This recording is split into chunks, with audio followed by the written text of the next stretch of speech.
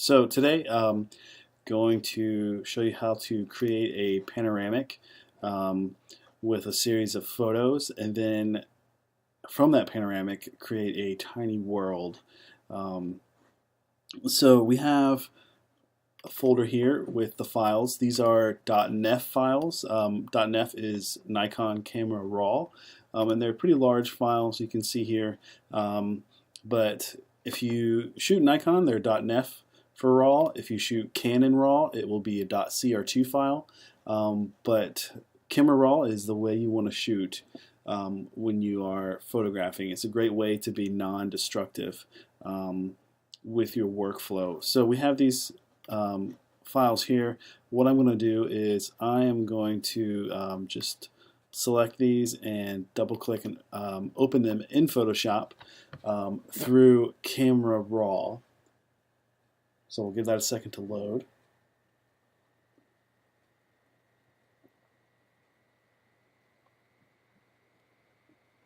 So we have these photos here, and I don't want to try to do an automated photo merge with raw files. My computer would probably get cranky at me.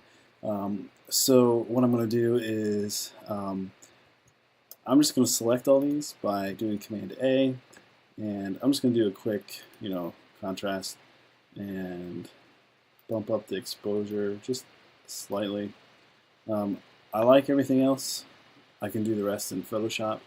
And I'm going to double click down here, make sure that it's 300 resolution. I could, if you're just doing this for the web, you could just make it 72, but 300 is fine. I'm going to click OK. And that contrast went, if you do it, it'll cascade throughout all the series here. And this is our film strip.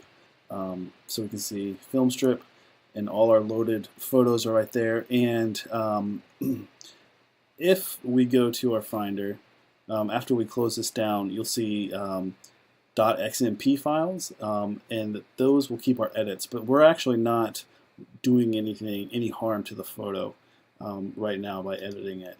So it's a non-destructive, fluid workflow. So I have this right here, and I am going to hit Save Images, and I'm going to call it Skyline. I'm going to select the folder. I'm going to select a new folder within the folder, so I'm just going to call it JPEGs, and hit Select. And quality 12, we'll keep that. Everything else looks good. Skyline, it will do Skyline, and then Skyline 1, Skyline 2, Skyline 3, so it'll name them for you, and it does a good job with that. And then I just hit Save. And then we can see down here 11 remaining, and we can always click that and kind of see the process, the save status from Camera Raw. So these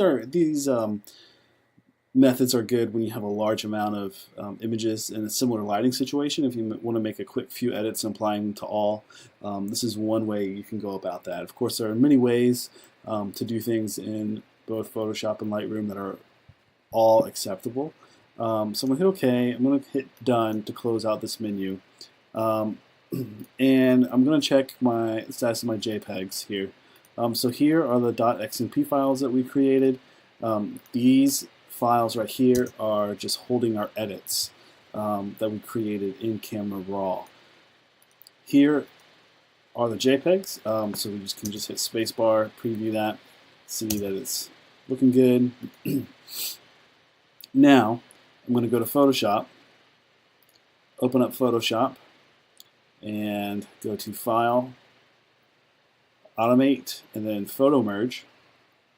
And I'm just going to keep this as auto. You could do perspective if you wanted to, or mess around with any of these, but I'm just going to go with auto just for today. And then I'm going to go to Folder and click Browse. I'm going to navigate to the folder. So it opened up JPEG for me already, because this is probably the last folder we accessed in Photoshop. So I'm just going to click Open, and it's going to pull all those in, and I'm going to click Blend Images Together. I'm going to select Vignette Removal and Geometric Distortion Correction. You could select content aware fill transparent areas, but sometimes that can be a little bothersome with its results. So then I'm going to click OK. So we're going to let Photoshop do its magic here.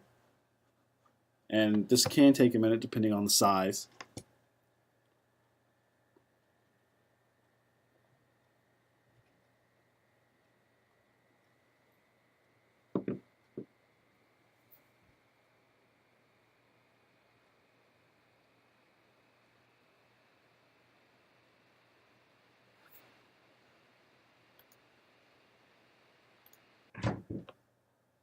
Okay, so here's our result. We have our skyline stitched together pretty well here. We can see kind of the seams of the photo, but that's just Photoshop. It's not going to actually show up like that when we export. But we can see a lot of the buildings, a lot of things going on, a lot of cranes. Then we can see our layers here and our masks that it's created. So we can edit those if we decide to using E or B, eraser or brush, add to those, take away, or switch our background colors around, or our foreground and background colors around, depending on whatever method you may be used to. Or we can just leave them as it is. But what I'm going to do next is I am going to crop this because it is a little bit out of hand in terms of distracting content. And let me just go here.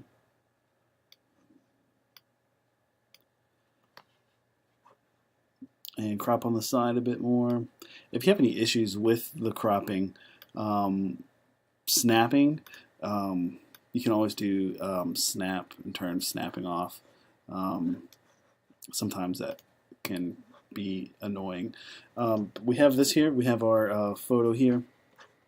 And I'm going to save this as a PSD. I'm going to hop back into my panorama and just call it Panorama.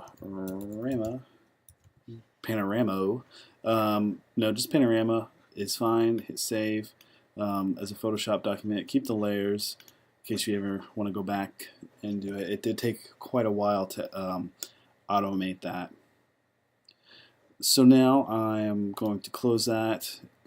Actually, did not mean to close it. I'm going to reopen that and go to File and Export. And I'm just going to do a quick export as a PNG for this. And I'm going to call it panorama.png. Just hit save.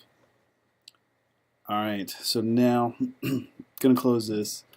Go to File, Open, select my PNG. Where did it go?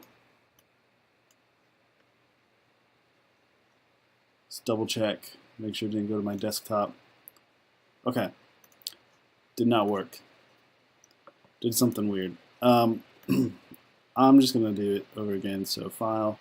I'll save it old school and save it as a JPEG and do it this method. So File, Save As. Okay, there's the file now.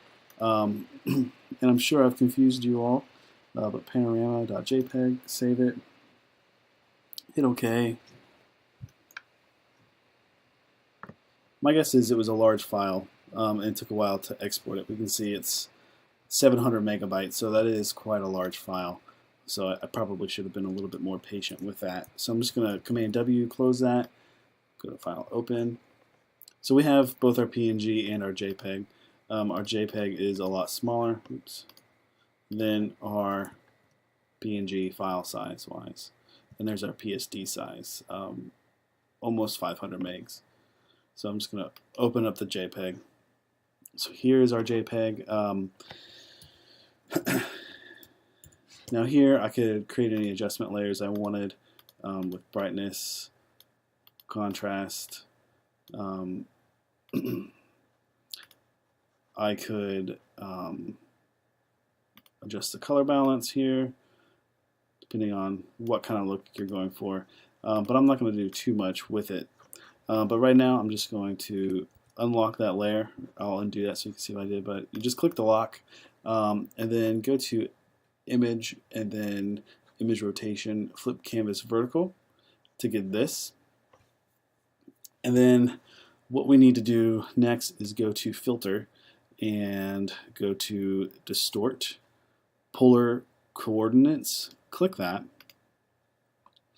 And if you want to zoom out and see what it's going to do, it's going to look like that. So you want to select rectangle to polar. If you do polar to rectangle, it's going to twist it that way. But let's do rectangle to polar. Click OK. Now that is getting there, not really exactly what we want yet. So we can just Command T to get the transform tool and the bounding boxes, and we can just kind of resize this how we want to, make it a little bit more kind of the look we're going for, and make it look more like a planet and more spherical, if that's a word.